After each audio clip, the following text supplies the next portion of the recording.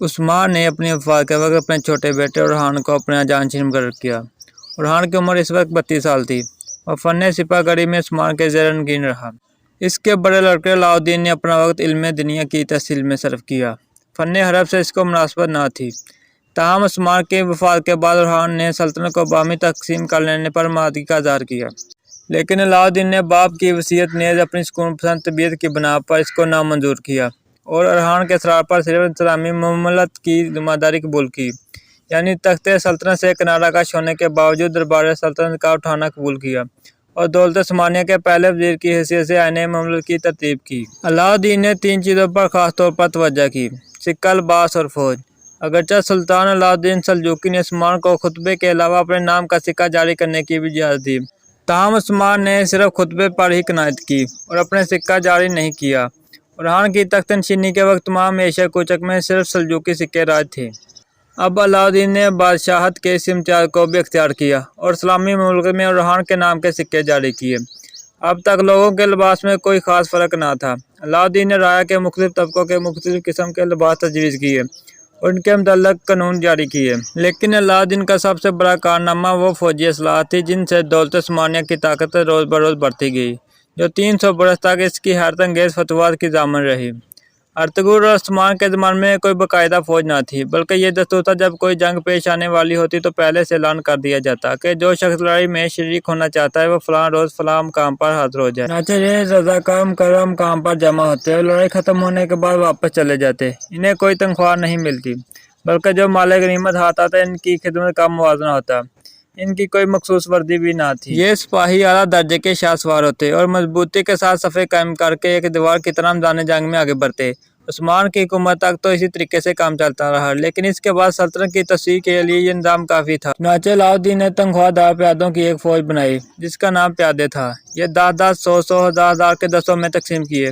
ان کی تنخواہیں اونچی اونچی تھیں۔ چنانچہ اورحان نے اس امر میں علاؤالدین اور قرۃ خلیل سے مشورہ کیا۔ قرۃ خلیل نے جو تجویز پیش کی اس میں نہ صرف پیادوں کی طرف سے مطمئن کر دیا بلکہ آئندہ 3 صدیوں کے لیے عثمانی فتوحات کی رفتار میں اختلاف پیدا کر دیا۔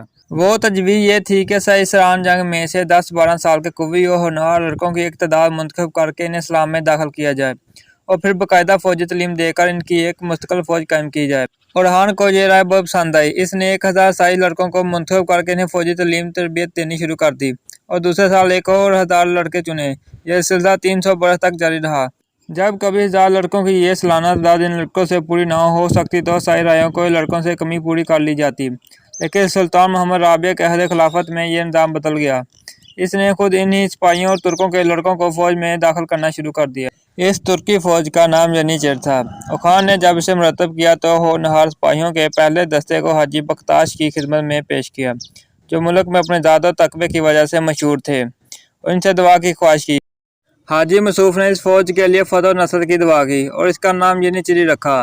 سلطنت عثمانیہ کی ابتدائی 3 صدیوں میں جو اس کے عروج و ترقی کا زمانہ تھا ینیچری کی قوت و شباب پر تھی، اور سلطنت کی تمام فتویٰ زیادہ تر اسی فوج کے لیے ہوئی۔ جو لڑکے اس فوج کے لیے منتخب کیے جاتے پہلے انہیں ایسے ماحول میں رکھا جاتا کہ وہ خود بخود اسلام کی طرف مائل ہو جائیں۔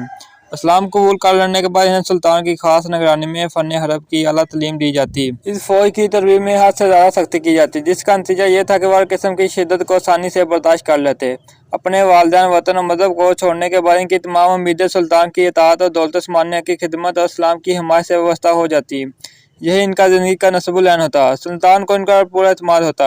ینیچری کے بعد علاؤالدین نے دوسری فوجوں کی تنظیم شروع کر دی۔ اب تک پیادوں کی مستقل فوج کو تنخواہیں دی جاتی، لیکن اس خیال سے کہ ان کو ان علاقوں کی حفاظت سے خاص وابستگی پیدا ہو جائے، علاؤالدین نے اب تنخواہوں کی بجائے انہیں جاگیریں دے دیں۔ فوجی خدمت کے علاوہ ان جاگیروں سے سڑکوں کی مرمت بھی ان کے فرائض میں داخل کر دی۔ پیدل سپاہیوں کی ایک بے ضابطہ فوج قائم کی۔ اس کو نہ تو ینیچری کی طرح تنخواہیں ملتی اور نہ پیادوں کی طرح جاگیریں۔ میدان جنگ میں سب سے آگے انہی کا دستہ ہوتا۔ دشمن کے پہلے حملے کی بار آگے بڑھ کر یہی روکتے۔ جب ان سے مقابلہ کرنے میں غنیمت کی قوت کمزور ہو جاتی تو ینیچری وقتاً فوقتاً سامنے آ جاتی۔ جنگ کا سارا نقشہ دیکھتے دیکھتے بدل جاتا۔ پیادوں کی طرح سواریوں کی بھی 2 قسمیں تھیں۔ مستقل تنخواہ دار سوار 4 دستوں میں تقسیم کیے گئے۔ ان کی تعداد ابتدا میں 2,000 تھی، لیکن سلمان عظیم کے عہد میں 4,000 ہو گئی۔ وہ سلطان کے داہنے اور بائیں چلتے اور جنگ میں سلطان کی حفاظت کرتے۔ تنخواہ دار اور جاگیردار سواروں کے علاوہ بے ضابطہ سواریوں کی بھی ایک فوج تھی جسے کنجی کہتے ہیں۔